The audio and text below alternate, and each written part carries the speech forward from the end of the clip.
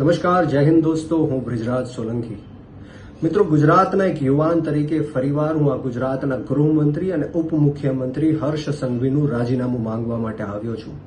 કારણ કે આ ગાંધી અને સરદારનું ગુજરાત છે. આ ગુજરાતની અંદર દારૂબંધી છે, નશાબંધી છે, છતાં પણ ગુજરાત વિધાનસભામાં આંકડો આવે છે કે 14 લાખ કરતા પણ વધારે ગુજરાતીઓ નશીલા પદાર્થોના બંધાણી બન્યા છે.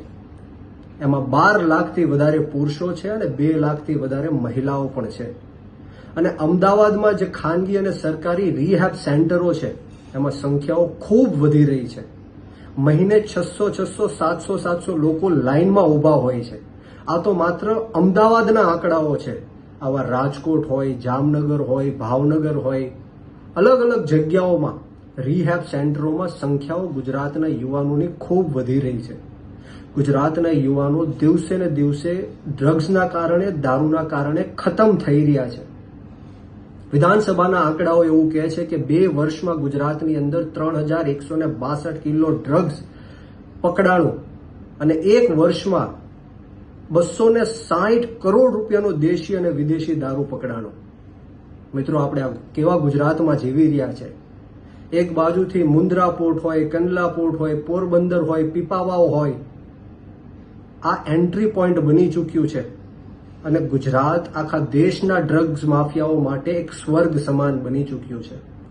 મને તો એવું લાગે છે કે હર્ષ સંઘવીએ ખુલ્લો દોર આપી દીધો છે આ ડ્રગ્સ માફિયાઓને કે ગુજરાતમાં આવો અને ગુજરાતમાં ડ્રગ્સનો વેપાર કરો અને ગુજરાતના યુવાનોને બરબાદ કરો.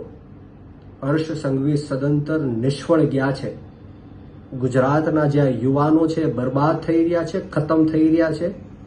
એના માત્ર ને માત્ર કોઈ જો જવાબદાર હોય તો એ હર્ષ સંઘવી છે. આજ દિન સુધીમાં ડ્રગ્સ પકડાય છે, પરંતુ કોણ ગુજરાતમાં ડ્રગ્સ લાવે છે ને ક્યાં વેચવા જવાના છે એ ક્યારેય પકડાતા નથી. ક્યારેય કોઈના નામ બહાર આવતા નથી. ક્યારેય સાંભળવામાં નથી આવતું કે કોને જેલમાં મોકલ્યા કે કોને ફાંસીના માચડા ઉપર ચડાવી દીધા. આ 100% એવું લાગી રહ્યું છે કે આમાં ભ્રષ્ટ પોલીસ અધિકારીઓ પણ ઇન્વોલ્વ છે અને ભ્રષ્ટ નેતાઓનું પણ આમાં ઇન્વોલ્વ છે. હું ગુજરાતની જનતાને પૂછવા માંગુ છું કે કેવા ગુજરાતમાં આપણે જીવી રહ્યા છીએ, જ્યાં એક બાજુ આપણા યુવાનો નોકરી માંગે છે ત્યારે નોકરી આપી નથી શકતા, પોલીસ આગળ એમને માર ખવડાવે છે, ખોટા કેસો કરે છે, જેલમાં નાખે છે, અને બીજી બાજુ એમનું ધ્યાન ભટકાવવા માટે ડ્રગ્સના રવાડે ચડાવે છે. આપણે સૌએ જાગૃત થવું પડશે, આપણી આત્મા જગાડવી પડશે.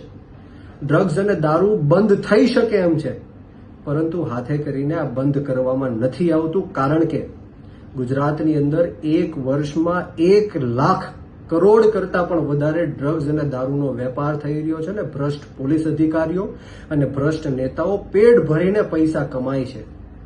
ત્યારે આપ સૌને હું વિનંતી કરવા માટે આવ્યો છું કે જાગો, તમારી આત્મા જગાડો. ક્યાં સુધી આપણે આ લોકોની ગુલામી સહન કરશું?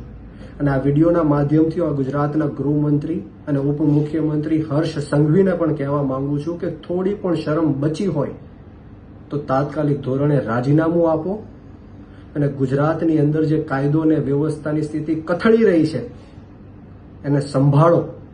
નહીંતર આવનારા દિવસોમાં આમ આદમી પાર્ટી સમગ્ર ગુજરાતની અંદર ગાંધી ચિંધ્યા માર્ગ ઉપર અને જરૂર પડે તો શહીદ આઝમ સરદાર ભગતસિંહના માર્ગ ઉપર પણ આંદોલન કરવાની અમારી તૈયારી છે. જય હિન્દ, જય ભારત, જય જય ગરવી ગુજરાત.